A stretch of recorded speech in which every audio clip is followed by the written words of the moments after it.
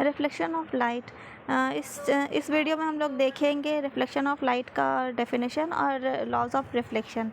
सबसे पहले तो देखेंगे कि रिफ्लेक्शन ऑफ लाइट क्या होता है। तो रिफ्लेक्शन ऑफ लाइट कहते हैं किसको हैं, तो कोई भी रिफ्लेक्टिंग सरफेस किसको कहते हैं, तो कोई भी ऐसा सरफेस जो कि एक तरफ पॉलिश्ड हो, जैसे कोई मिरर। तो इस रिफ्लेक्टिंग सरफेस पे कोई भी लाइट का रे जब आता है तो ये इसी पॉइंट के थ्रू बाहर निकल जाता है, ठीक है। तो इस फेनोमेनन को हम लोग बोलते हैं रिफ्लेक्शन ऑफ लाइट। उसके बाद लॉज ऑफ रिफ्लेक्शन होता है। लॉज ऑफ रिफ्लेक्शन से पढ़ने से पहले कुछ टर्म्स देखेंगे, जैसे ये तो हो गया रिफ्लेक्टिंग सरफेस। अब कोई भी रे जब आता है रिफ्लेक्टिंग सरफेस पे तो उसको हम लोग बोलते हैं इंसिडेंट रे, और जब कोई रे बैक होकर बाहर निकल जाता है तो इसको हम लोग बोलते हैं रिफ्लेक्टेड रे।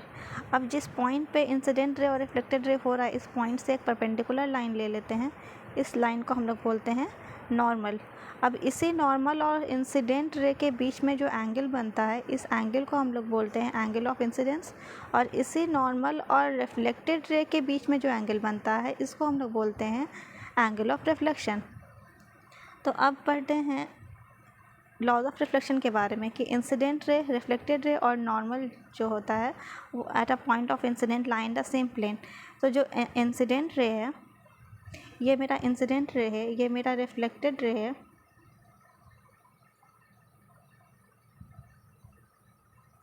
ये इंसिडेंट रे हो गया, ये रिफ्लेक्टेड रे हो गया और ये नॉर्मल हो गया। और पॉइंट ऑफ इंसिडेंस ये हो गया जिस पॉइंट पे इंसिडेंट रे आ रहा है। तो ये सारा कुछ क्या होता है, एक ही प्लेन पे लाई करता है।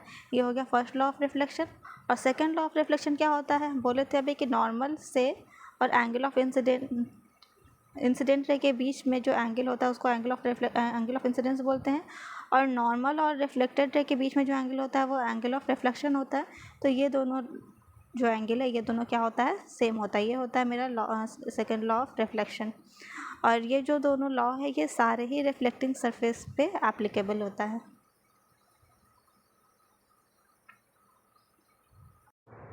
Reflection on a plane mirror, मतलब कि प्लेन मिरर में रिफ्लेक्शन किस तरह से होता है। तो यहाँ पे देख रहे हैं कि when a ray of light is incident on a surface of a plane mirror, it gets reflected with an angle of incidence equal to an angle of reflection. मतलब कि अगर कोई भी इंसिडेंट रे जो है, इंसिडेंट रे अगर आता है, ठीक है, और रिफ्लेक्ट होके बाहर निकल जाता है, तो जिस एंगल पे, एंगल मतलब क्या होता है कि नॉर्मल और एंगल इंसिडेंट रे के बीच का जो एंगल होता है वो एंगल ऑफ इंसिडेंस होता है, आई होता है। तो जिस एंगल ऑफ इंसिडेंस से आता है उसी एंगल ऑफ रिफ्लेक्शन से क्या हो जाता है, बाहर निकल जाता है। मतलब जितना एंगल से आएगा उतने ही एंगल से बाहर रिफ्लेक्ट होगा, ठीक है। लेकिन अगर कोई रे आता है नॉर्मली आए या परपेंडिकुलरली आए, मतलब कि अगर कोई रे इस तरह से आए एकदम सीधा, तो जिस पाथ पे आता है उसी पाथ से वापस बैक हो जाता है, ठीक है। तो यहाँ पे एंगल ऑफ इंसिडेंस का एंगल जो होता है वो ज़ीरो होता है, और एंगल ऑफ रिफ्लेक्शन का भी एंगल क्या होता है, ज़ीरो होता है। इसलिए यहाँ पे कोई भी बेंडिंग नहीं होता है, जिस रे पाथ से आता है उसी पाथ से वापस चला जाता है। उसके बाद आते हैं image formation via plane mirror. मतलब कि प्लेन मिरर में इमेज जो है किस तरह फॉर्म करता है। तो यहाँ पे हम देख रहे हैं कि ये मेरा ऑब्जेक्ट है। ऑब्जेक्ट में यहाँ पे कोई भी इमेज फॉर्मेशन के लिए मिनिमम हम लोग को 2 रे चाहिए। तो यहाँ पे हम लोग देख रहे हैं कि एक रे जा रहा है, नॉर्मली जा रहा है। तो अभी हम बताए थे कि अगर कोई भी रे परपेंडिकुलरली या नॉर्मली जाता है प्लेन मिरर में, तो वो वापस उसी पाथ से बैक हो जाता है, ठीक है। तो ये इस रे से जा रहा है, वापस यहीं से बैक हो जा रहा है। उसके बाद फिर देख रहे हैं कि किसी एंगल से आ रहा है, यहाँ पे एक एंगल ऑफ इंसिडेंस से आया, तो एंगल ऑफ रिफ्लेक्शन से ये बाहर चला गया, ठीक है। तो अब यहाँ पे इसको बैक पीछे जाएंगे तो यहाँ पे देखेंगे कि ये जो मेरा रिफ्लेक्टेड रे था, रिफ्लेक्टेड रे को पीछे की तरफ बढ़ाएं, और यहाँ पे ये रिफ्लेक्टेड रे ये था, इसको पीछे की तरफ बढ़ाएं। तो ये दोनों रे जो है यहाँ पे आकर के मिल रहा है। तो मेरा इमेज जो है कहाँ पे बनेगा, ये मेरा इमेज बनेगा, क्योंकि यहाँ पे दोनों रे जो है यहीं पे आकर के मिल रहा है। अब यहाँ पे इमेज जो है वो मिरर के पीछे बन रहा है। मिरर यहाँ है मेरा, मिरर के पीछे बन रहा है। तो कोई भी इमेज अगर मिरर के पीछे बनता है तो उस उसको बोलते हैं image form behind the mirror. और उसके बाद यहाँ पे दो तरह का इमेज यहाँ पे बन सकता है। एक तो होता है रियल इमेज और एक होता है वर्चुअल इमेज। तो रियल इमेज किसको बोलते हैं, तो वैसे इमेज को जो स्क्रीन पे फॉर्म करता है उसको बोलते हैं रियल इमेज, और वैसा इमेज जो स्क्रीन पे फॉर्म नहीं करता है उसको बोलते हैं वर्चुअल इमेज। तो हम लोग याद रखेंगे कि प्लेन मिरर में जो इमेज जो बनता है ये हमेशा क्या होता है, वर्चुअल इमेज होता है। मतलब प्लेन मिरर में जो इमेज हमारा बनता है वो कभी भी स्क्रीन पे फॉर्म नहीं करता है, इसलिए हम लोग को क्या बोलते हैं कि प्लेन मिरर में जो भी इमेज बना वो क्या होता है, वर्चुअल इमेज। ठीक है। और वर्चुअल के साथ होता है इरेक्ट। इरेक्ट करने का मतलब क्या हुआ कि मेरा ऑब्जेक्ट अगर इस तरह से है सीधा, तो हमको इमेज प्लेन मिरर में हमेशा सीधा ही दिखेगा, इस तरह से उल्टा नहीं दिखेगा। ठीक है। अगर उल्टा दिखता है तो इसको हम लोग क्या बोलते हैं, इन्वर्टेड। लेकिन मेरा सीधा ही दिख रहा है तो इस यहाँ पे हो जाएगा प्लेन मिरर में इमेज कैसा दिखता है, इरेक्ट। ठीक है। उसके बाद साइज़ देख लेते हैं। तो यहाँ पे जितना ऑब्जेक्ट का साइज़ है उतना ही इमेज का भी साइज़ है। तो यहाँ पे जितना ऑब्जेक्ट का साइज़ होता है इमेज का भी साइज़ उतना ही होता है। और जितने दूरी पे ऑब्जेक्ट रहता है मिरर के डिस्टेंस से, उतना ही डिस्टेंस पे इमेज बनता है पीछे की तरफ। ठीक है। और हम लोग क्या जानते हैं, लैटरल इन्वर्टेड। लैटरल इन्वर्टेड कहने का मतलब क्या होता है कि जो हम लोग का, जैसे अगर लिखते हैं ए, यहाँ पे लिखते हैं, अगर बी लिखते हैं और इसको प्लेन मिरर में देखते हैं तो ये मेरा ऐसा दिखता है। मतलब जो है लेफ़्ट पार्ट जो है अगर राइट दिखता है और राइट पार्ट जो है वो लेफ़्ट दिखता है, तो इस तरह के इमेज को हम लोग बोलते हैं लैटरली इन्वर्टेड। तो यहाँ पे देखते हैं कि कैरेक्टरिस्टिक ऑफ इमेज क्या क्या हो जाता है। तो सबसे पहले क्या बनता है, प्लेन मिरर में इमेज जो होता है वर्चुअल होता है और इरेक्ट होता है। वर्चुअल कहने का मतलब वही कि जो स्क्रीन पे फॉर्म नहीं करता है, और इरेक्ट मतलब कि सीधा जिस तरह से ऑब्जेक्ट रहता है उसी तरह से इमेज भी बनता है। इमेज का साइज़ जो होता है वो सेम होता है ऑब्जेक्ट के साइज़ का। ठीक है। जितना बड़ा ऑब्जेक्ट रहेगा उतना ही बड़ा इमेज ही बनेगा, और जितना दूरी पे अगर ऑब्जेक्ट रहेगा उतनी ही दूरी पे इमेज भी बनता है। ठीक है। और क्या होगा, लैटरली इन्वर्टेड होगा, मतलब जो उसका राइट साइड है वो लेफ़्ट साइड की तरफ दिखेगा और जो लेफ़्ट साइड है वो राइट साइड की तरह दिखेगा। ये है सारा कैरेक्टरिस्टिक ऑफ प्लेन मिरर।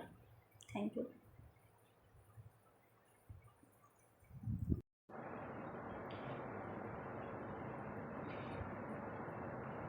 सबसे पहले देखेंगे कि स्फेरिकल मिरर हम लोग किसको बोलते हैं। तो स्फेरिकल मिरर क्या होता है कि कोई भी मिरर जो किसी स्फेयर का पार्ट होता है उसको हम लोग बोलते हैं स्फेरिकल मिरर। जैसे कोई भी स्फेयर हो गया, अब यहाँ से कोई भी एक पार्ट ले लेंगे, चाहे ये वाला पार्ट चाहे ये वाला पार्ट। ठीक है। तो वो मिरर मेरा क्या कहलाएगा, स्फेरिकल मिरर। स्फेरिकल मिरर जो होता है वो दो तरह का होता है, पहला कनकेव होता है और दूसरा कन्वेक्स मिरर होता है। कनकेव मिरर किसको बोलते हैं, तो जिसका रिफ्लेक्टिंग सरफेस जो है वो अंदर की तरफ रहता है, इनवर्ड रहता है, मतलब यहाँ पे रे इधर आएगा। ठीक है। तो इनवर्ड मतलब इस तरह से कर्व्ड रहता है, तो उसको हम लोग बोलते हैं क्या, कनकेव मिरर। और जिसका रिफ्लेक्टिंग सरफेस बाहर की तरफ रहता है, मतलब आउटवर्ड रहता है, मतलब रे इस तरह बाहर की तरफ जो बाहर निकला हुआ रहता है उधर आता है, तो उसको हम लोग बोलते हैं क्या है, कन्वेक्स मिरर। उसके बाद कनकेव और कन्वेक्स मिरर का कुछ टर्म होता है, पहला टर्म होता है centre of curvature. Centre of curvature किसको बोलते हैं, तो सेंटर ऑफ कर्वेचर क्या होता है कि जो स्फेयर होता है, जैसे हम लोग कोई ये ले लिए कनकेव मिरर। कनकेव मिरर जो बना है किसी ना किसी स्फेयर से ही बना होगा, तो इस स्फेयर का कहीं ना कहीं सेंटर तो होगा। तो जिस स्फेयर से जो भी स्फेरिकल मिरर बनता है उसका जो सेंटर होता है उसी को हम लोग बोलते हैं क्या, सेंटर ऑफ कर्वेचर। उसके बाद आता है radius of curvature. Radius of curvature हम लोग किसको बोलते हैं, रेडियस ऑफ कर्वेचर बोलते हैं उसी तरह जैसे कोई भी अगर हम लोग स्फेरिकल मिरर लेते हैं कनकेव या कन्वेक्स, तो उसका वो किसी ना किसी स्फेयर से तो बना होगा और सेंटर तो होगा ही, और इस सेंटर से लेकर के इस मिरर तक के डिस्टेंस तक के, मतलब कि इस स्फेयर का जो रेडियस होगा वही रेडियस कहलाएगा रेडियस ऑफ कर्वेचर। ये तो हो गया कनकेव मिरर के लिए। कन्वेक्स मिरर के लिए रेडियस ऑफ कर्वेचर क्या हो जाएगा, तो कनवेक्स मिरर के लिए रेडियस ऑफ कर्वेचर इस तरह से हो जाएगा। ये हो गया कन्वेक्स मिरर, और ये इस ये इसका स्फीयर इस तरह होगा, तो इसका सेंटर क्या हो जाएगा इधर, मतलब कि मिरर के पीछे बनेगा, और इसका रेडियस ऑफ कर्वेचर भी मिरर के पीछे ही बनेगा, क्योंकि रिफ्लेक्टिंग सरफेस तो इसका इधर है, लेकिन स्फीयर तो ये इस साइड से बन रहा है, इसलिए इसका सेंटर ऑफ कर्वेचर यहाँ बनेगा और इसका रेडियस ऑफ कर्वेचर भी इधर ही होगा। उसके बाद आता है पोल। पोल क्या होता है, तो पोल जो होता है मिरर का सेंटर होता है, मिरर का centre. Radius centre of curvature क्या था, वो स्फीयर का सेंटर था, और पोल क्या होता है मिरर का सेंटर। और मिरर का सेंटर से और रेडियस ऑफ कर्वेचर से एक लाइन हम लोग ज्वाइन करते हैं, ये लाइन को कहा जाता है प्रिंसिपल एक्सिस। यहाँ पे ये मेरा हो गया पोल, जिसको P से लिखते हैं, ये मेरा सेंटर ऑफ कर्वेचर हो गया C, जिसको C से डिनोट करते हैं, और C से P तक एक लाइन लेते हैं, यही होता है क्या है प्रिंसिपल एक्सिस। उसके बाद आता है अपर्चर। अपर्चर किसको बोलते हैं, तो जितना बड़ा हम लोग का मिरर होता है उसका साइज़ जो होता है, मतलब मिरर के साइज़ को सिंपल हम लोग क्या बोलते हैं अपर्चर। मतलब क्या हुआ कि जैसे एक मिरर ऐसे लिए, तो यहाँ से यहाँ तक के लेंथ को हम लोग क्या बोलेंगे इस मिरर का अपर्चर। उसके बाद आता है प्रिंसिपल फोकस। प्रिंसिपल फोकस जो होता है वो the point on the principal axis where all the rays parallel to incident axis converge और डाइवर्ज आफ्टर रिफ्लेक्शन। मतलब यहाँ पे इसके बारे में ऐसे समझेंगे कि पहला वाला मिरर जो मेरा दिया हुआ है वो है कनकेव मिरर, और दूसरा वाला क्या है कन्वेक्स मिरर। तो इसमें देख क्या रहे हैं कि ये जो लाइन आ रहा है सारा ये पैरेलली आ रहा है, और पैरेलल आ करके ये सारा एक ही पॉइंट पे आकर के कन्वर्ज हो जा रहा है। जितना भी लाइन पैरेलल आ रहा है वो एक ही पॉइंट पे आकर कन्वर्ज हो जा रहा है। तो जहाँ पे कन्वर्ज होता है उसी पॉइंट को हम लोग कहते हैं क्या फोकस। तो यहाँ पे देख सकते हैं कि यहाँ पे ये कनकेव मिरर है, और कनकेव मिरर में जो भी लाइन पैरेलल आ रहा है कहाँ पे मिल रहा है आकर के फोकस पे, तो ये मेरा पॉइंट हो जाएगा फोकस। और इस कन्वेक्स में देखेंगे कि यहाँ पे सारा लाइन पैरेलल आ रहा है, और ये सारा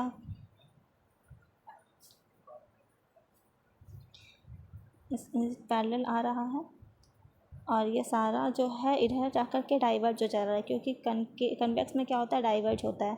और ये हम लोग डाइवर्ज इस तरह से होता है कि जैसे कि यहाँ पे एक लाइन जो है ये पैरेलल आया, ठीक है, और ये इधर कैसे जा रहा है, तो ये पीछे की तरफ फोकस से ही आकर के मिल रहा है, लेकिन आगे जो रिफ्लेक्ट जो हो रहा है वो इधर आगे मिल रहा है। लेकिन ये जो रिफ्लेक्टिंग रे है ये पीछे जा कर के कहीं ना कहीं एक ही लाइन पे जा कर के कन्वर्ज होता है, ठीक है। तो ये इसको बोला जाता है अपीयर टू कन्वर्ज, ठीक है। मतलब एग्जैक्ट में कन्वर्ज नहीं होता है, मिरर के पीछे कहीं ना कहीं जाकर कन्वर्ज होता है।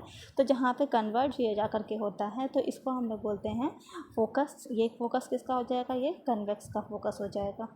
तो हम लोग कहते हैं क्या कि यहाँ पे पैरेलल आता है कनकेव में, पैरेलल आता है कनकेव में, तो ये होता है यहाँ पे कन्वर्ज होता है क्योंकि एक पॉइंट में मिल रहा है, लेकिन यहाँ आकर के मिलता नहीं है, ये इधर उधर हो जाता है। लेकिन अपीयर टू डाइवर्ज मतलब पीछे की तरफ जाकर कन्वर्ज होता है, इसलिए यहाँ पे इसको बोला जाता है डाइवर्ज। तो प्रिंसिपल फोकस जो होता है जहाँ पे कन्वर्ज हो या डाइवर्ज हो जिस पॉइंट पे, उसको हम लोग बोलते हैं फोकस। उसके बाद होता है फोकल लेंथ।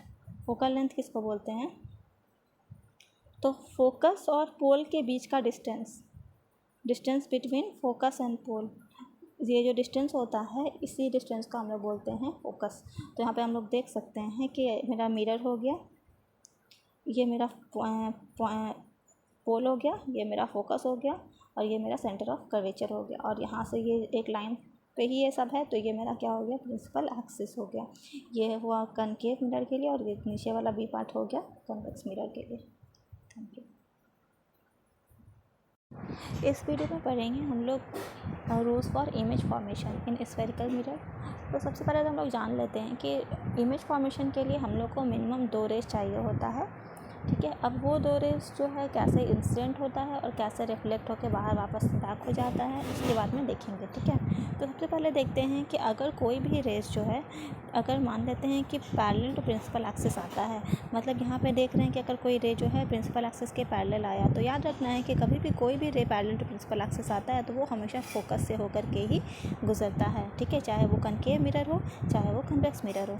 तो यहाँ पे फिगर ए में हम लोग देख रहे हैं कनकेव मिरर के बारे में, कनकेव मिरर का कि पैरेलल टू प्रिंसिपल एक्सिस आ रहा है तो वो फोकस से होकर गुजर रहा है, और कन्वेक्स में भी देख रहे हैं कि पैरेलल टू प्रिंसिपल एक्सिस आ रहा है तो यहाँ पे फोकस होकर कैसे गुजर रहा है, तो फोकस से इसी पॉइंट से हम लोग पीछे की तरफ एक पॉइंट लाइन लेंगे और उसके आगे की तरफ बढ़ा देंगे, तो ये भी फोकस से होकर के ही इस तरह गुजरता है। ठीक है, मतलब कोई भी ray parallel to principal axis आता है तो वो हमेशा कहाँ से गुजरता है, फोकस होकर गुजरता है। ठीक है, उसके बाद सेकेंड रूल होता है, सेकेंड रूल क्या होता है कि अगर कोई भी रेस फोकस से होके आता है, ठीक है, अगर कोई भी रे फोकस से होके आता है तो कहाँ से गुजरता है, तो अगर कोई भी रे फोकस से होके आता है तो वो हमेशा पैरेलल टू प्रिंसिपल एक्सिस बाहर चला जाता है। ठीक है, चाहे वो कनकेव हो चाहे वो कन्वेक्स हो। ठीक है, तो यहाँ हम लोग देख रहे हैं कि यहाँ भी फोकस से होके आ रहा है तो कहाँ जा रहा है, पैरेलल टू प्रिंसिपल एक्सिस जा रहा है, और यहाँ भी फोकस होके आ रहा है, यहाँ पे फोकस से ही आ रहा है, यहाँ पे ये फोकस इधर फोकस से आ रहा है, इधर डॉटेड लाइन है क्योंकि पीछे की तरफ है मिरर के,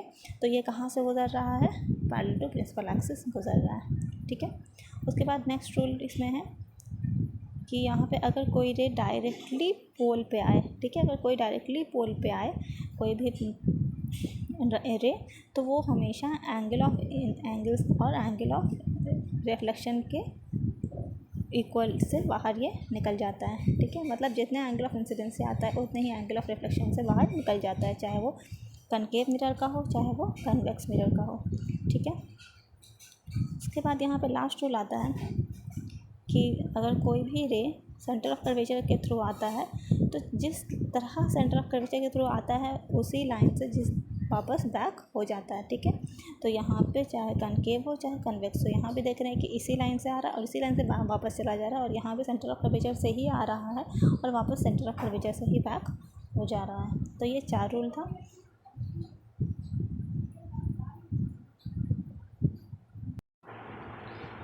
इस वीडियो में हम देखेंगे कि इमेज फॉर्मेशन जो है कनकेव मिरर में किस तरह से होता है। ठीक है, तो इमेज फॉर्मेशन देखने से पहले हम लोग ये देखेंगे कि कनकेव मिरर के आगे में हम लोग उसका ऑब्जेक्ट जो है कहाँ कहाँ पे रख सकते हैं, तो उसका इमेज जो है कहाँ कहाँ बनेगा।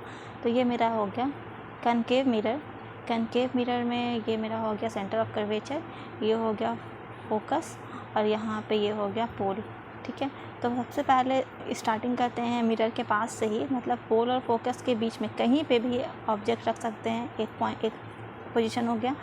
उसके बाद फोकस पे रख सकते हैं, ये दूसरा पोजीशन हो गया। उसके बाद फिर पीछे आएंगे तो फोकस और concave mirror centre of curvature के बीच में एक पॉइंट हो जाएगा, ये तीसरा पोजीशन हो गया। एक हो जाएगा सेंटर ऑफ कर्वेचर पे ही। ठीक है, उसके पीछे आएंगे तो सेंटर ऑफ कर्वेचर के पीछे कहीं भी। ठीक है, और उससे पीछे और आएंगे मतलब थोड़ा और दूर चले जाएंगे, मतलब कि ऑब्जेक्ट कहाँ होगा, इन्फिनिटी होगा। ठीक है, मतलब यहाँ पे टोटल केस कितना हो गया, एक तो हो गया इन्फिनिटी, दूसरा हो गया कि सेंटर ऑफ कर्वेचर के पीछे, तीसरा हो गया कि एट सेंटर ऑफ कर्वेचर पे रखेंगे ऑब्जेक्ट, तीसरा उसके पीछे आ जाएंगे तो सेंटर ऑफ कर्वेचर और फोकस के बीच में। ठीक है, फिर हो जाएगा फोकस, और उसके बाद फिर हो जाएगा फोकस और पोल के बीच में। टोटल 6 कंडीशन देखना है। ठीक है, तो पहले सबसे आ जाते हैं कि जब ऑब्जेक्ट कहाँ हो, जब ऑब्जेक्ट कहाँ हो, इन्फिनिटी के पास हो। ठीक है, जब ऑब्जेक्ट इन्फिनिटी के पास होगा तो उसका इमेज फॉर्मेशन कैसे देखेंगे, तो यहाँ पे ये जो मेरा ए बी है ये ऑब्जेक्ट है, कहाँ पे है, तो ये इन्फिनिटी पे है। जब ऑब्जेक्ट इन्फिनिटी पे रहता है तो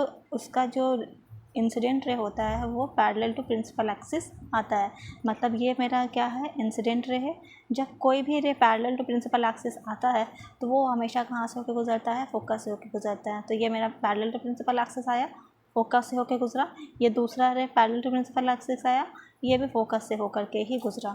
अब ये दोनों रे कहाँ पे मिल रहा है, तो फोकस पे ही मिल रहा है। तो जहाँ पे दोनों रे आकर के मिलता है वही पॉइंट पे मेरा क्या बनता है, इमेज बनता है। तो मेरा इमेज कहाँ पे बन रहा है इस केस में, तो फोकस पे बन रहा है।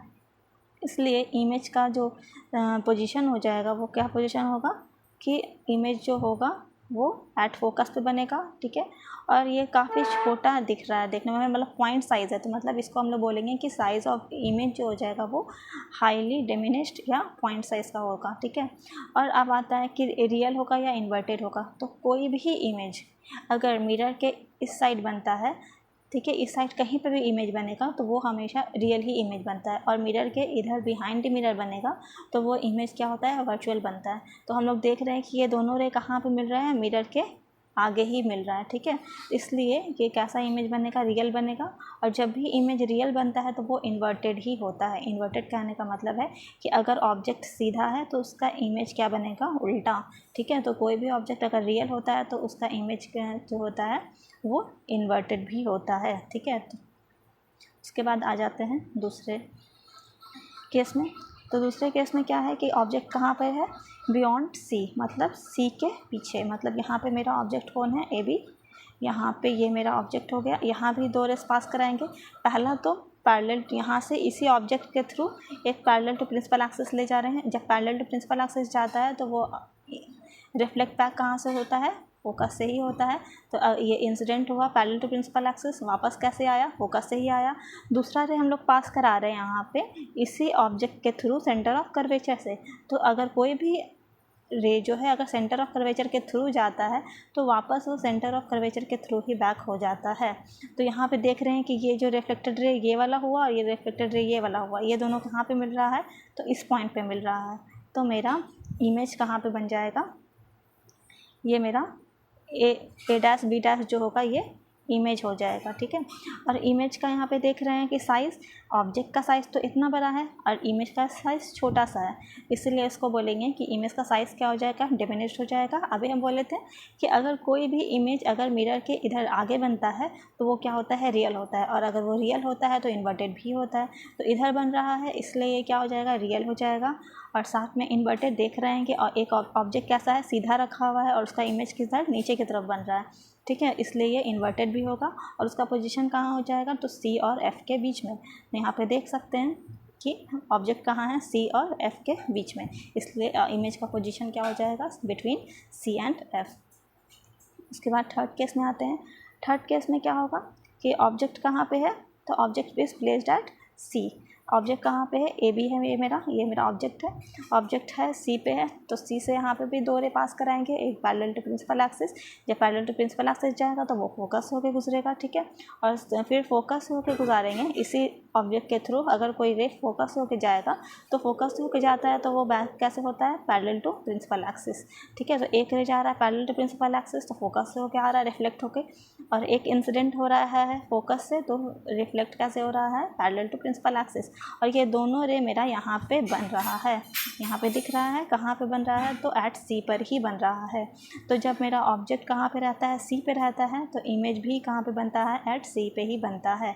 और इसका साइज़ हम लोग देख सकते हैं कि दोनों का साइज़ क्या है, एकदम सेम ही है, ठीक है। तो जब भी ऑब्जेक्ट अगर सी पे रहता है तो इसका साइज़ ऑफ इमेज भी क्या होता है, ऑब्जेक्ट के ही इक्वल होता है, मतलब सेम साइज़ होता है। और इधर बन रहा है मतलब मिरर के इधर बन रहा है इसलिए ये रियल होगा, और नीचे की तरफ बन रहा है इसलिए ये इन्वर्टेड होगा।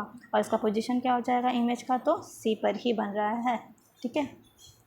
उसके बाद अगला केस आते हैं, देखते हैं ऑब्जेक्ट कहाँ पर है। ऑब्जेक्ट है बिटवीन सी एंड एफ, ठीक है। अगर ऑब्जेक्ट सी एंड एफ के बीच में रहेगा तो उसका इमेज कहाँ पे बनेगा, तो ये मेरा सी और एफ के बीच में ये मेरा ए बी ऑब्जेक्ट है। अब यहाँ से भी parallel to principal axis pass कराएंगे रे को, तो वो कहाँ से होके गुजरेगा, तो फोकस से ही गुजरेगा। यहाँ पे देख रहे हैं फोकस से होके ही गुजर रहा है, ठीक है। उसके बाद दूसरा रे हम लोग ले जा रहे हैं सेंटर ऑफ कर्वेचर से ही होता हुआ ऑब्जेक्ट के थ्रू, ठीक है। तो सेंटर ऑफ कर्वेचर से जा रहा है तो वापस सेंटर ऑफ कर्वेचर से ही वापस रिटर्न ये हो जा रहा है। और ये दोनों रे हम लोग देख सकते हैं कहाँ पे मिल रहा है, तो यहाँ पे ये ए डैश पे मिल रहा है। तो ये मेरा ए डैश बी डैश क्या हो जाएगा, ये मेरा इमेज हो जाएगा। तो हम लोग देख रहे हैं कि ऑब्जेक्ट का साइज़ क्या है, छोटा है, लेकिन इमेज का साइज़ थोड़ा बड़ा दिख रहा है, ठीक है। इसलिए साइज़ ऑफ इमेज क्या हो जाएगा, इनलार्ज हो जाएगा। मिरर के इधर बन रहा है इसलिए ये रियल होगा, ठीक है। और ये उल्टा दिख रहा है, इमेज ऊपर की तरफ है और ऑब्जेक्ट ऊपर की तरफ है, इमेज नीचे की तरफ है, तो ये क्या हो जाएगा, इन्वर्टेड हो जाएगा। और इसका पोजीशन देख रहे हैं कि सी यहाँ है, सी के पीछे बन रहा है इसलिए इसका पोजीशन क्या हो जाएगा, बियॉन्ड सी, ठीक है। उसके बाद अगले केस में आते हैं, जब ऑब्जेक्ट कहाँ हो, एट फोकस पे हो, ठीक है। जब ऑब्जेक्ट फोकस पे होगा तो कहाँ होगा, तो यहाँ पे देख रहे हैं ए बी जो है ये मेरा ऑब्जेक्ट हो गया। यहाँ से भी parallel to principal axis pass करा रहे हैं, तो जब parallel to principal axis pass कराएंगे तो रिफ्लेक्टेड रे कहाँ से होकर गुजरेगा, फोकस से होकर गुजरेगा, ठीक है। और अगर सेंटर ऑफ कर्वेचर से पास कराएंगे तो अगर सेंटर ऑफ कर्वेचर से जा रहा है तो वापस सेंटर ऑफ कर्वेचर पे ही ये आएगा। और ये दोनों जो लाइन है ये क्या होगा, पैरेलल होगा, ये कहीं पे भी जा कर के नहीं मिलेगा। जब कहीं पे भी जा कर के नहीं मिलेगा मतलब कि इमेज कहाँ बन रहा है, इन्फिनिटी पे, ठीक है। तो पोजीशन ऑफ इमेज क्या हो जाएगा, इन्फिनिटी। इधर ही कहीं जा कर के बन रहा है इसलिए ये क्या होगा, रियल होगा। नीचे की तरफ ही जा रहा है इसलिए ये भी क्या हो जाएगा, इन्वर्टेड हो जाएगा। और इसका साइज़ काफ़ी ज़्यादा ऑब्जेक्ट से बड़ा होगा, ठीक है। उसके बाद लास्ट केस में आ जाते हैं। इसमें क्या है कि ऑब्जेक्ट कहाँ हो, बिटवीन एफ एंड पी पे हो, बिटवीन एफ एंड पी पे हो। तो ये मेरा ए भी क्या है, ऑब्जेक्ट है। यहाँ भी पास किस तरह से करा रहे हैं रे को, तो एक तो ले जा रहे हैं डायरेक्टली पोल पे, तो डायरेक्टली पोल पे आता है तो जितने एंगल ऑफ इंसिडेंस है उतने ही एंगल ऑफ रिफ्लेक्शन से रिफ्लेक्ट बैक हो जाता है। और दूसरा रे जा रहा है सेंटर ऑफ कर्वेचर से, तो जब सेंटर ऑफ कर्वेचर से जाएगा तो वापस इधर ही आ जाएगा। तो हम लोग देख रहे हैं कि इधर ये कहीं भी नहीं मिलेगा।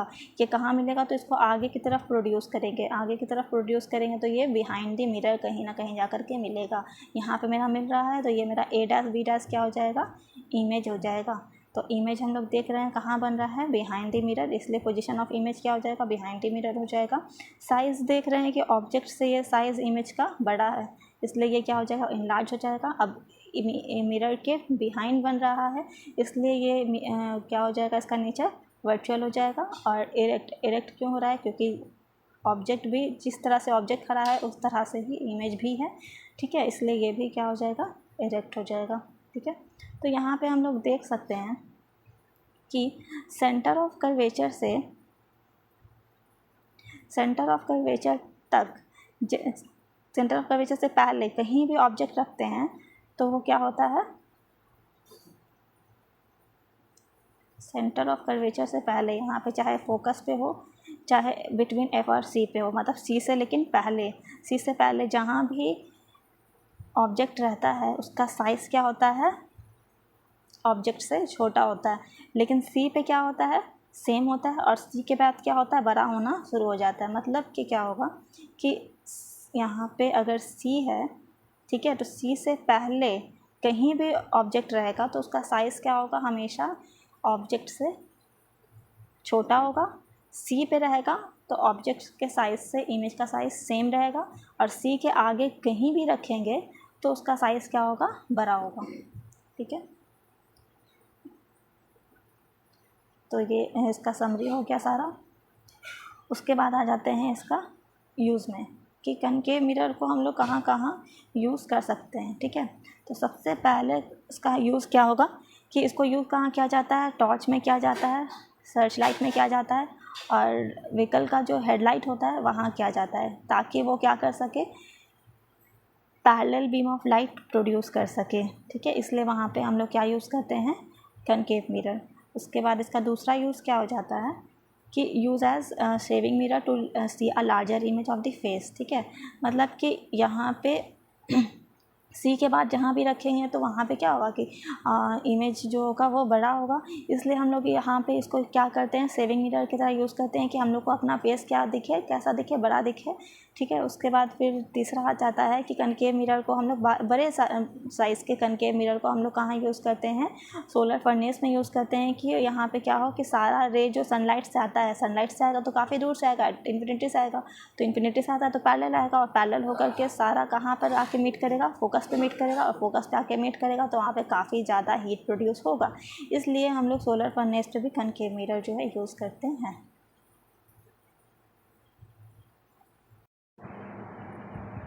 अब हम लोग पढ़ेंगे इमेज फॉर्मेशन कन्वेक्स मिरर में।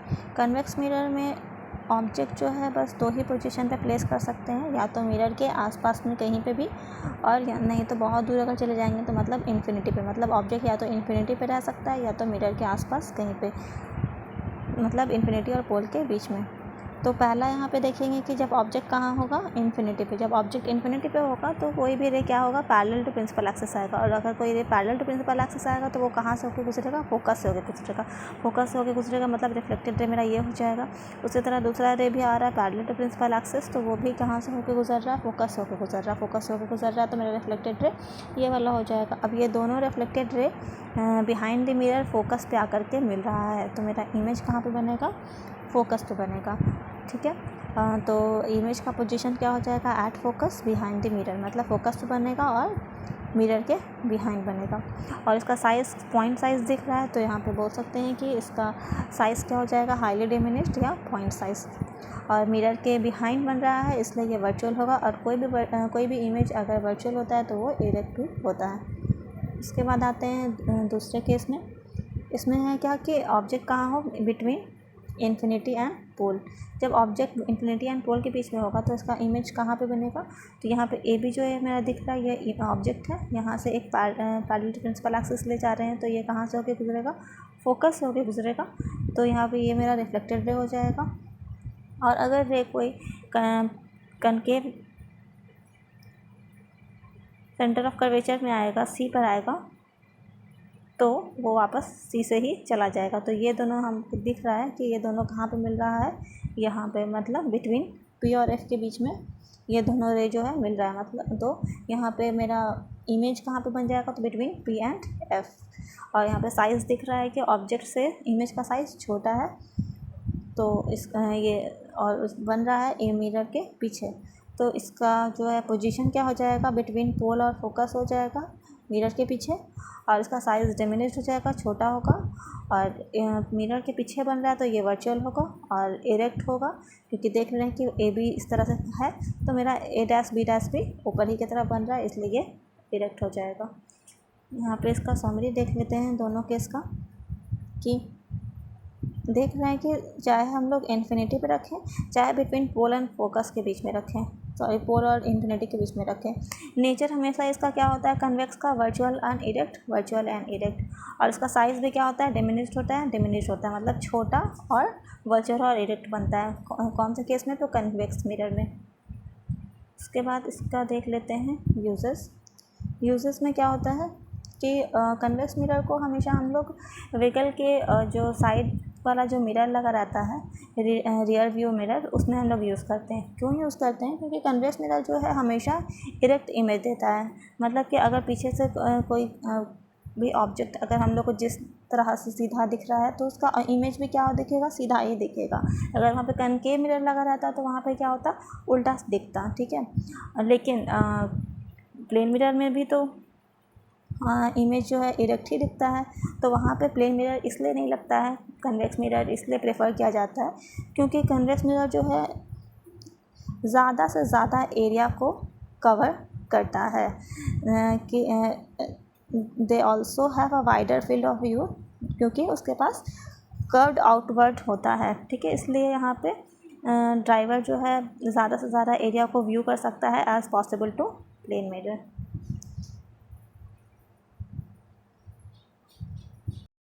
अब हम लोग पढ़ेंगे मिरर फार्मूला और मैग्नीफिकेशन के बारे में, मतलब मिरर फार्मूला किसको बोलते हैं और मैग्नीफिकेशन किसको बोलते हैं। उसके बाद इसके एनसीईआरटी का कुछ क्वेश्चन करेंगे जो कि मिरर फार्मूला और मैग्नीफिकेशन पे बेस्ड होगा।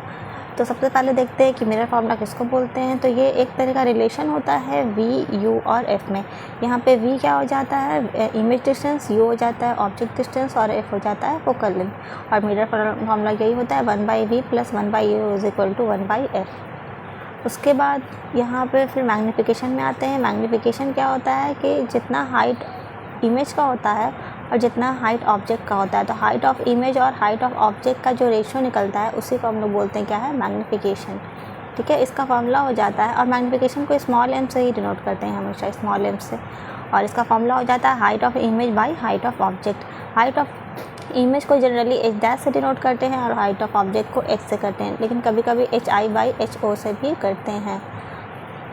उसके बाद मैग्नीफिकेशन का दूसरा फॉर्मूला होता है इमेज डिस्टेंस और ऑब्जेक्ट डिस्टेंस के अकॉर्डिंग -v/u, और h डैश बाई h भी मैग्नीफिकेशन ही हुआ, मतलब ये दोनों भी आपस में क्या होता है, इक्वली होता है। ये भी तो ये चारों में भी आपस में इस तरह का ये रिलेशन बन जाता है। उसके बाद आते हैं मैग्नीफिकेशन के कुछ पॉइंट्स के बारे में, मतलब कि अगर मैग्नीफिकेशन क्या होगा, अगर 1 के इक्वल होगा, अगर मैग्नीफिकेशन 1 होगा तो इसका मतलब क्या हो जाएगा कि हाइट ऑफ इमेज और हाइट ऑफ ऑब्जेक्ट क्या होगा, हमेशा इक्वल होगा। जब भी मैग्नीफिकेशन का वैल्यू 1 आएगा उसका मतलब क्या होगा, हाइट ऑफ इमेज और हाइट ऑफ ऑब्जेक्ट इक्वल है। और अगर मैग्नीफिकेशन का वैल्यू, सिर्फ मैग्नीफिकेशन का वैल्यू, उसका साइन नहीं देखेंगे, सिर्फ मैग्नीफिकेशन का वैल्यू अगर 1 से बड़ा हुआ तो हाइट ऑफ इमेज क्या हो जाएगा, हाइट ऑफ ऑब्जेक्ट से बड़ा होगा। और अगर सिर्फ मैग्नीफिकेशन का वैल्यू, साइन नहीं, सिर्फ मैग्नीफिकेशन का वैल्यू अगर 1 से बड़ा छोटा हुआ तो यहाँ पे हाइट ऑफ इमेज क्या हो जाएगा, हाइट ऑफ ऑब्जेक्ट से छोटा हो जाएगा। जैसे एक एग्जांपल देते हैं कि अगर रहा -0.5 तो यहाँ पे साइन नहीं देखेंगे, सिर्फ 0.5 देखेंगे। 0.5 क्या होता है, 1 से छोटा होता है, मतलब m का वैल्यू 1 से छोटा हो जाएगा। तो यहाँ पे क्या हो जाएगा कि हाइट ऑफ इमेज अगर दिया रहेगा 0.5 तो इससे क्या समझेंगे कि हाइट ऑफ इमेज जो है हाइट ऑफ ऑब्जेक्ट से छोटा है। उसके बाद आते हैं, अगर साइन किसी भी मैग्नीफिकेशन में पॉजिटिव साइन रहा तो उसका मतलब क्या होता है कि इमेज हमेशा वर्चुअल और इरेक्ट होता है। जैसे अगर मान लेते हैं देंगे +2 लिए तो इस प्लस की वजह से क्या समझेंगे कि ये इमेज कैसा है, वर्चुअल है और इरेक्ट है। और इस 2 की वजह से क्या समझेंगे, ये 2 क्या है, 1 से बड़ा है। जब 1 से बड़ा है तो क्या हो जाएगा, ये वाला केस हाइट ऑफ इमेज क्या हो जाएगा, हाइट ऑफ ऑब्जेक्ट से बड़ा हो जाएगा।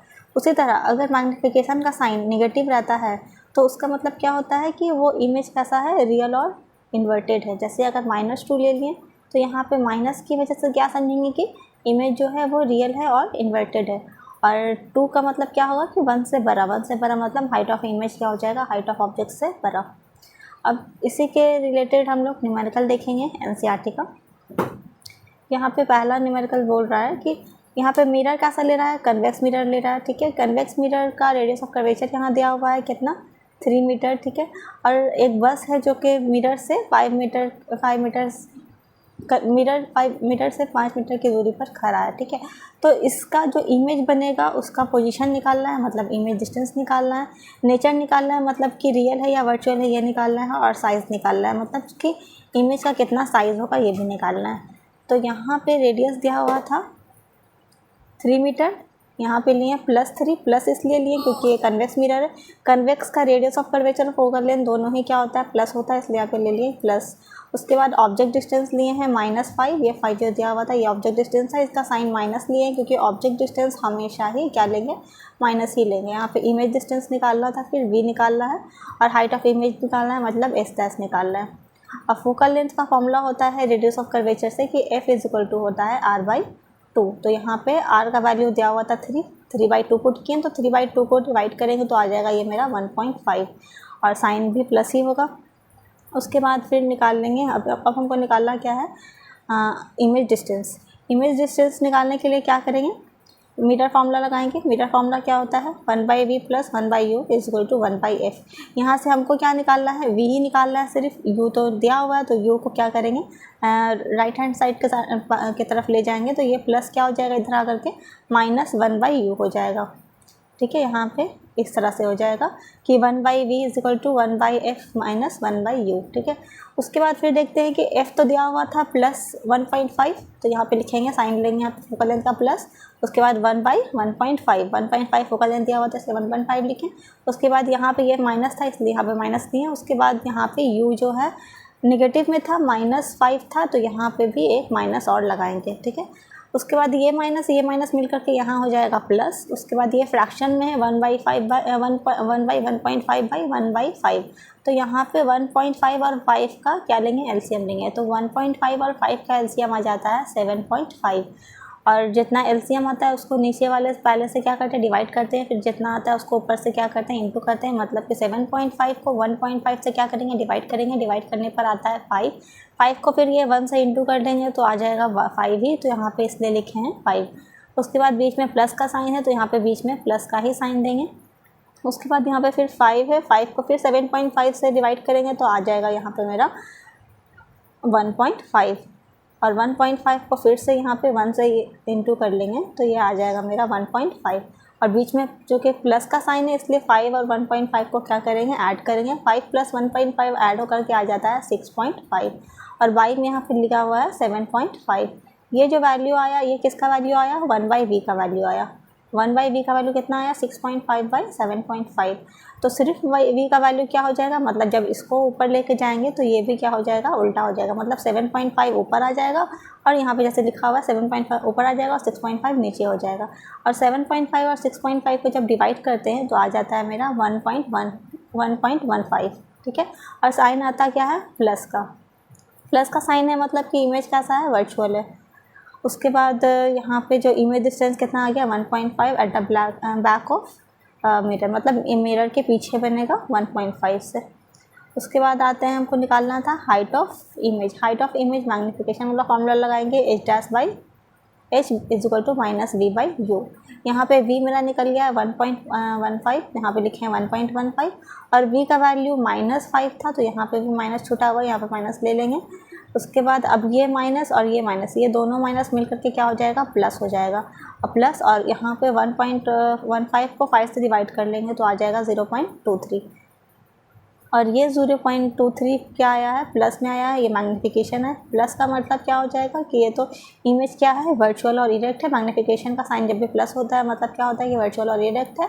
और 0.23 1 से क्या है, छोटा है, 1 से छोटा है मतलब इमेज का साइज़ क्या हो जाएगा, स्मॉल हो जाएगा, मतलब छोटा हो जाएगा, मतलब स्मॉलर इन साइज़ हो जाएगा इमेज, ठीक है। उसके बाद अब नेक्स्ट क्वेश्चन पे आते हैं। इसमें बोल रहा है कि एक ऑब्जेक्ट है जिसका साइज़ जो है 4 मीटर है और वो प्लेस कहाँ पे है, कनकेव मिरर कैसा है, कनकेव मिरर है, मिरर के फ्रंट में 25 सेंटीमीटर पर है कौन ऑब्जेक्ट, ठीक है। और उस मिरर का फोकल लेंथ भी दिया हुआ है यहाँ पे 15 सेंटीमीटर। और यहाँ पे डिस्टेंस, वहाँ पे मिरर के आगे क्या लगाना है, एक स्क्रीन लगाना है कि हमको एक शार्प इमेज मिल जाए, ठीक है। मतलब स्क्रीन लगाना है, जब भी स्क्रीन लगाना होगा मतलब कि वहाँ पे इमेज बनेगा और इमेज जहाँ पे बनेगा मतलब कि इमेज का डिस्टेंस निकालना है, मतलब यहाँ पे इमेज डिस्टेंस निकालना है। उसके बाद क्वेश्चन में दिया हुआ है कि नेचर निकालना है और साथ में साइज़ निकालना है। अब यहाँ पे ऑब्जेक्ट का साइज़ दिया हुआ था h का वैल्यू प्लस लेते हैं, ऑब्जेक्ट का साइज़ हमेशा प्लस में ही रहता है तो +4 हो जाएगा। ऑब्जेक्ट डिस्टेंस हमेशा नेगेटिव में रहता है, u इसलिए -25 हो जाएगा, ये 25 -25 हो जाएगा। फोकल लेंथ कनकेव मिरर का माइनस में रहता है इसलिए 15 क्या हो जाएगा, यहाँ पे माइनस में हो जाएगा। और इमेज डिस्टेंस निकालना है और साइज़ ऑफ इमेज निकालना है। उसके बाद यहाँ पे भी सेम उसी तरह मिरर फॉर्मूला ही लगाएंगे, 1/v is equal to 1/v plus 1/u is equal to 1/f। तो यहाँ से 1/v फिर से आ जाएगा, u को इधर राइट हैंड साइड ले जाएंगे तो ये प्लस क्या हो जाएगा, यहाँ पे माइनस हो जाएगा। f यहाँ पे दिया हुआ है -15 तो यहाँ पे लिखेंगे -15। उसके बाद ये फॉर्मूला वाला माइनस है यहाँ पे, और यहाँ पे u जो है -25 है तो यहाँ पे भी -25 लेंगे। और ये माइनस माइनस मिल करके क्या हो जाएगा, बीच में यहाँ पे प्लस हो जाएगा और ये माइनस फोकल लेंथ का। उसके बाद नीचे में यहाँ पे फ्रैक्शन, फिर से फ्रैक्शन वाला एडिशन करेंगे, मतलब यहाँ पे 15 है और यहाँ 25 है तो फिर से 15 और 25 का क्या ले लेंगे, एलसीएम लेंगे। तो 15 और 25 का एलसीएम यहाँ पे क्या हो जाएगा, 75 हो जाएगा। ठीक उसी तरह 75 को भी फिर से 15 से अगर हम लोग डिवाइड करते हैं, 75 को 15 से डिवाइड करते हैं तो मेरा आता कितना है 5, ठीक है। और 5 को फिर से ऊपर वाले से इंटू करेंगे, मतलब न्यूमरेटर से इंटू करेंगे तो यहाँ पे मेरा आ जाएगा 5। उसके बाद बीच में प्लस था तो यहाँ पे इसलिए प्लस दिए हैं। और फिर से यहाँ पे 75 को फिर ये वाले 25 से क्या करेंगे, डिवाइड करेंगे तो कितना आ जाएगा, 3 आएगा। और 3 को फिर 1 से इंटू करेंगे तो यहाँ पे इसलिए ये वाला 3 आ जाएगा, ये 3। उसके बाद यहाँ पे दिया हुआ है माइनस और प्लस, माइनस प्लस क्या होता है, माइनस होता है, इसलिए 5 को 3 से क्या करेंगे, माइनस करेंगे। साइन यहाँ पे 5 का बड़ा है इसलिए यहाँ पे माइनस का साइन देंगे तो ये हो जाएगा 2/75। और 2 को 75 से डिवाइड कर लेंगे तो आ जाता है 1/37.5 और साथ में साइन क्या हो जाएगा, माइनस का। ये किसका वैल्यू आया है, तो 1/v का वैल्यू आया। 1/v का वैल्यू कितना आया है, -1/37.5। तो सिर्फ v का वैल्यू क्या होगा, जब हम इसको उल्टा करेंगे तो इसको भी करेंगे तो ये कितना हो जाएगा, -37.5, ठीक है। तो यहाँ पे v कितना आया, -37.5। माइनस करने का मतलब क्या हुआ कि v क्या होगा, रियल हो जाएगा, ठीक है। उसके बाद यहाँ पे फिर मैग्नीफिकेशन से निकालेंगे हम लोग हाइट ऑफ इमेज, ठीक है। तो मैग्नीफिकेशन का फॉर्मूला होता है h'/h और -v/u। तो यहाँ पे हमको सिर्फ h' नहीं पता है, बाकी हमको v मालूम हो गया, निकल गया। अभी u दिया हुआ है क्वेश्चन में, h भी दिया हुआ है क्वेश्चन में, तो इससे इस फॉर्मूला से हम लोग क्या निकाल लेंगे, h' निकाल लेंगे। तो यहाँ से हो जाएगा h' इज इक्वल टू, ये क्रॉस मल्टीप्लिकेशन से h और v क्या हो जाएगा, आपस में इंटू हो जाएगा। यहाँ पे v/h होगा और बाई u होगा और ये फॉर्मूला वाला माइनस है, ठीक है। उसके बाद फिर यहाँ पे फॉर्मूला वाला माइनस ये आगे में लिखा हुआ है, v का वैल्यू कितना निकला है, -37.5, तो यहाँ पे -37.4 पुट किए हैं। उसके बाद h दिया हुआ था +4 सेंटीमीटर तो यहाँ पे +4 सेंटीमीटर लिखे, और u दिया हुआ था -25 सेंटीमीटर तो ये -25 सेंटीमीटर हो गया। अब यहाँ पे इसको कैलकुलेट करेंगे तो आ जाएगा 6, और माइनस साइन कहाँ से आया, तो ये माइनस और ये प्लस, माइनस प्लस माइनस हो गया, और ये माइनस फिर आगे वाला माइनस हो जाएगा प्लस, माइनस ये माइनस ये माइनस ये प्लस मिल करके हो गया माइनस, और ये फिर आगे वाला माइनस माइनस माइनस मिल करके हो गया प्लस, और प्लस के नीचे प्लस हो गया, उसके बाद नीचे में दिया हुआ है माइनस, तो प्लस ऊपर और माइनस नीचे, तो प्लस माइनस हो करके हो गया यहाँ पे -6। और माइनस जब हाइट आया तो अगर हाइट माइनस में रहता है तो वो इमेज कैसा बन जाता है, इन्वर्टेड बनता है। अगर प्लस आता तो वो उसको हम क्या बोलते हैं, इरेक्ट बोलते हैं। और यहाँ पे 6 आ रहा है मैग्नीफिकेशन का, सॉरी एच, और यहाँ पे हाइट कितना दिया हुआ था, ऑब्जेक्ट का हाइट दिया हुआ था 4, और हाइट ऑफ इमेज कितना आ गया, 6 आ गया। यानी कि यहाँ पे इमेज का साइज़ जो है, जाहिर सी बात है ऑब्जेक्ट का साइज़ से क्या है, बड़ा है, इसलिए ये इनलार्ज हो जाएगा।